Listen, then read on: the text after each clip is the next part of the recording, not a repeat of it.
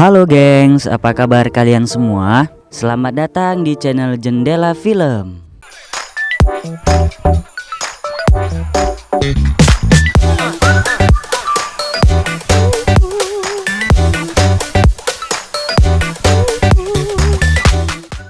Kali ini saya akan menceritakan sebuah film yang berasal dari negeri Gajah Putih, yaitu Thailand, yang berjudul Jandara. Nah, film ini dirilis pada tahun 2012. Sebenarnya, film ini sudah pernah diproduksi pada tahun 2001. Namun, film ini diproduksi ulang pada tahun 2012. Nah, buat kalian yang akan menonton film ini, pastikan kalian sudah cukup umur ya.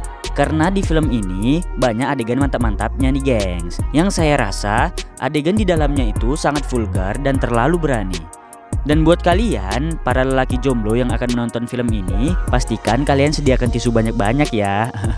Bukan apa-apa gengs, tisunya digunain untuk ngelap air mata ya. Soalnya film ini sedih loh. Oke. Nah, bagaimana alur cerita di film Jandara ini? Langsung saja kita simak videonya.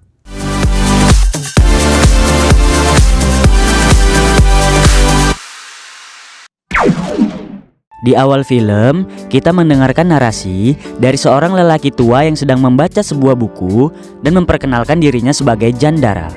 Dia menceritakan bahwa di tahun 1915, di sebuah mansion yang bernama Pijit Wanich yang berada di Bangkok, Thailand, lahirlah seorang anak yang bernama Jandara.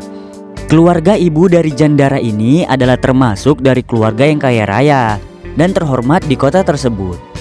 Pada saat itu, ibu Jan yang bernama Dara sedang berjuang keras untuk melahirkan Jan. Dia terlihat sangat kesakitan dan diiringi dengan suara petir yang menyambar, bayi Jan pun lahir.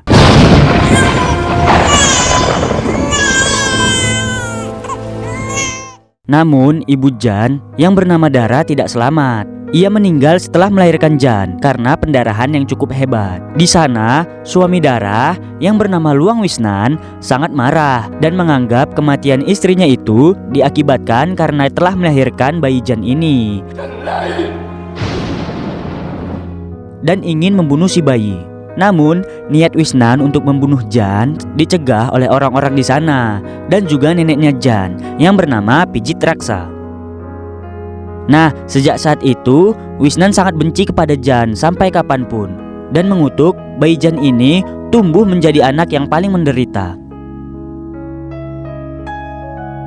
Kemudian bayi Jan pun diasingkan di sebuah rumah terpisah dari rumah utama yang diibaratkan sebagai penjara bagi Jan.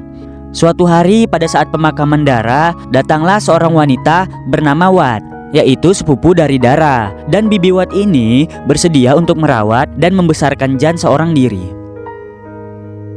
Tepat 100 hari setelah kematian Dara, nenek Jan pun pergi keluar kota untuk urusan bisnisnya selama 3 bulan. Di sana, Wisnan menjadi bebas untuk berbuat apapun. Ia menyingkirkan siapapun yang tidak patuh padanya dan menggas ataupun mantap-mantap Indohoy Semlehoy dengan semua pelayan di mansion tersebut, baik muda maupun tua. Wisnan yang tidak puas dengan nafsu bejatnya ini, ia pun juga ingin menggas dan mantap-mantap dengan Bibi Wat. Ia datang ke rumah pengasingan untuk mendatangi Wat. Nah, demi Jan, Wat pun rela untuk melayani nafsu bejat Wisnan ini. Dengan syarat, Wisnan harus berjanji untuk tidak menyakiti Jan sampai mati. Waktu pun berlalu, tibalah nenek Pijit Raksa kembali ke mansion tersebut dan mengetahui bahwa ternyata Bibi Wat ini hamil karena perbuatannya dengan Wisnan, yang membuat nenek Jan sangat marah dan ingin membunuh Wisnan karena perbuatannya yang sudah keterlaluan. Namun, bukan malah berhasil membunuhnya, Wisnan yang sudah berhasil menguasai seluruh mansion malah mengusir nenek Jan ini dan mengambil alih mansion Pijit Wanich dari nenek Jan tersebut. Kemudian 10 tahun berlalu. Anak Bibi Wat yang bernama Kew juga sangat membenci Jan karena dipengaruhi oleh ayahnya. Nah, ini adalah Ken. Ken ini adalah anak dari pelayan bernama Pum. Ken ini sangat baik kepada Jan dan menganggap Jan itu sebagai sahabatnya. Begitupun juga sebaliknya. Ken sangat setia kepada Jan dan melayani Jan dengan sepenuh hati. Suatu malam, Jan sangat merindukan sosok ibunya dan ingin memeluknya. Bibi Wat pun datang dan memeluk Jan seakan-akan ia adalah ibu kandung Jan. Tidak hanya memeluk, namun Jan malah keterusan. Walah Jan cuk kue.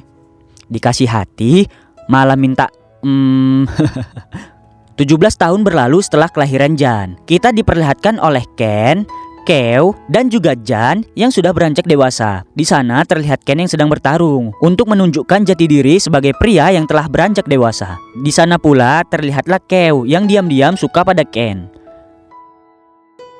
Walaupun di umur yang sudah beranjak dewasa, Keo juga masih terus membenci Jan, sama seperti ayahnya, karena dia cemburu. Ibunya terus-terusan membela Jan. Ken mempunyai pacar yang juga pelayan mansion tersebut bernama Sasoy. Di jam 12 malam, mereka bertemu untuk melakukan mantap-mantap Indahoy Semlehoy. Oh my god! Wow! Setelah itu, Ken mempengaruhi Jan untuk melakukan mantap-mantap juga. Di sana, Ken terus mempengaruhi Jan, sampai Jan kelihatannya mulai tertarik dengan ajakan Ken. Jan pun akhirnya tertarik, dan Jan melakukan training mantap-mantapnya yang pertama kali dengan Sasoy, pacar si Ken. Wah cucu pacar kok bagi-bagi. Namun ketika Jan dan Sasoy sedang mantap-mantap, di sana Ken dan teman-temannya malah mengintip. Setelah selesai mantap-mantap, Jan pun malu karena tahu diintip oleh Ken dan teman-temannya.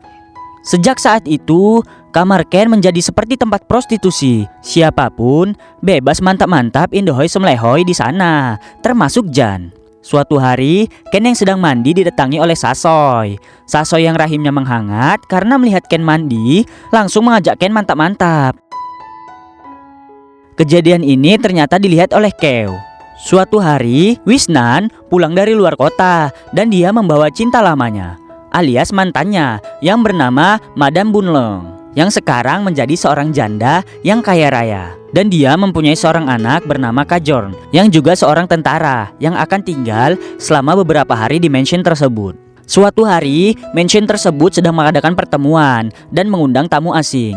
Wisnan yang masih kesal dan membenci Jan sampai kapanpun, dia mengusir Jan dari rumah tersebut, yang membuat Jan sangat sedih. Namun, Bibi Wat meminta Jan untuk tetap tinggal dan mengikuti acara tersebut. Ternyata itu adalah acara perayaan karena perusahaan Wisnan telah berhasil melakukan kerjasama internasional dengan perusahaan dari Singapura. Pada sore hari, Madame Bunleng pergi ke rumah pengasingan dan melihat lukisan Jan yang berisi gambar-gambar petualangan dunia lendir muda-mudi di mansion tersebut. Madame Bunleng suka dengan gambar Jan dan membawa gambar tersebut ke mansion. Kemudian, Keo pulang sehabis berbelanja kain untuk membuat baju dan meminta saran Madame Bunleng untuk memilihkan pola.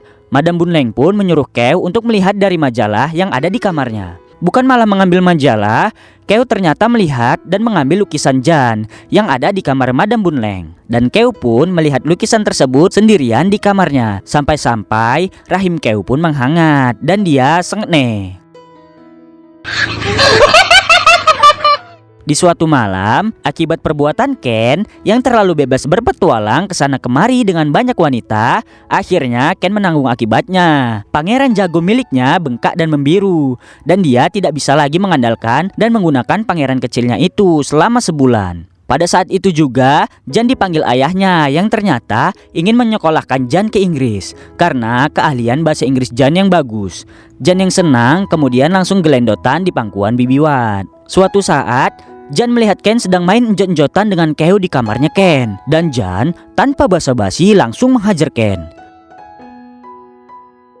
Suara tangisan Keo yang kencang membuat orang-orang di sekitarnya termasuk Bibi Wat mendengar suara tangisan tersebut dan melihat apa yang terjadi. Orang-orang di sana menganggap bahwa Ken telah memperkaos Nona Keo ini.